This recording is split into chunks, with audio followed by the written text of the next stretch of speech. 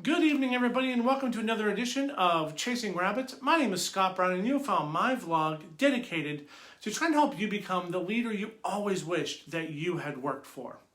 So last night, I talked at length about performance evaluations and end-of-year review processes.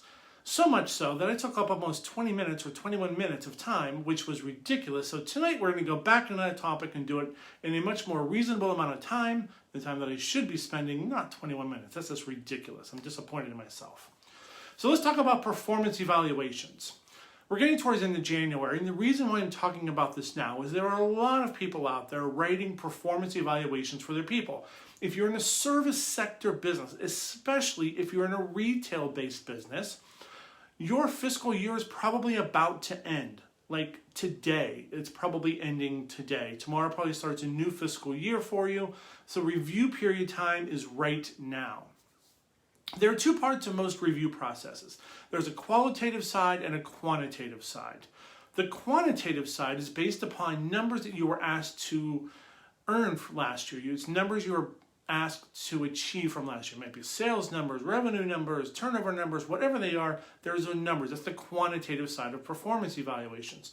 The qualitative side of performance evaluations is about how you got to those numbers. It's the developmental part of the performance evaluation.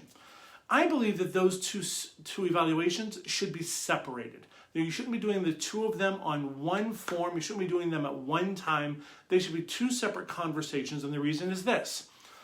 Quantitative numbers are not always the result of the individual who earned the numbers. 2020 showed us that stuff can happen. Crazy stuff can happen. And just because you didn't make a sales number during the year that we were in a lockdown pandemic doesn't mean you didn't do an amazing job. So that, I believe, should be separated onto a separate conversation.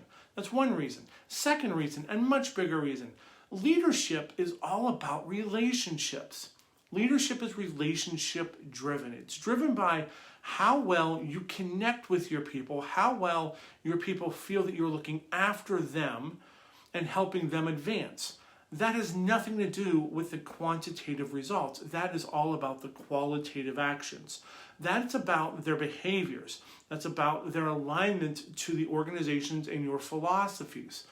Are they aligned with the cultural expectations? Are they living the brand the right way? How can we help them develop to become a better version of themselves? Whether it's as a manager, whether it's as an individual, whatever it is, those are two separate conversations. I can't imagine when you have children, if you sat a child down and said, all right, it's the end of the year, we're going to give you a performance evaluation based upon this year. First, let's talk about the numbers. You cost us X amount of dollars in food. You cost us X amount of dollars in electricity. You cost us X amount of dollars in clothing. And now let's talk about the things that are good. Let's talk about how we want to help you succeed for next year. Your kid's going to be like, what are you doing? Like, that's just mean. To do that to your employees, while not exactly the same, it's very similar. If you're focused so much on the quantitative part that you forget the qualitative part, which is what really happens all too often, you do the numbers and then you rush through the verbiage about how they got there, you're ruining the relationship. So if you have an opportunity, if there is any chance out there that you have to separate those two sections out, do so. Quantitative at one time, qualitative at another time. Build the relationship to help them move forward, and then give them a scorecard for how well they did. Two separate parts, two separate focuses, two separate reasons to have conversations. The qualitative side, also do not wait to the end of the year to have that conversation.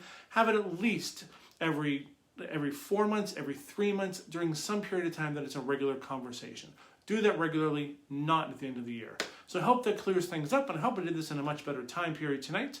Have a wonderful night. We look forward to talking to you later, and by later, I mean in about 10 minutes when I do tonight's video, not trying to backtrack because I did a lousy job on last night's video. So we'll talk to you again very soon. Have a wonderful time, and I will see you in the next edition of Chasing Rabbits. Be well, my friends.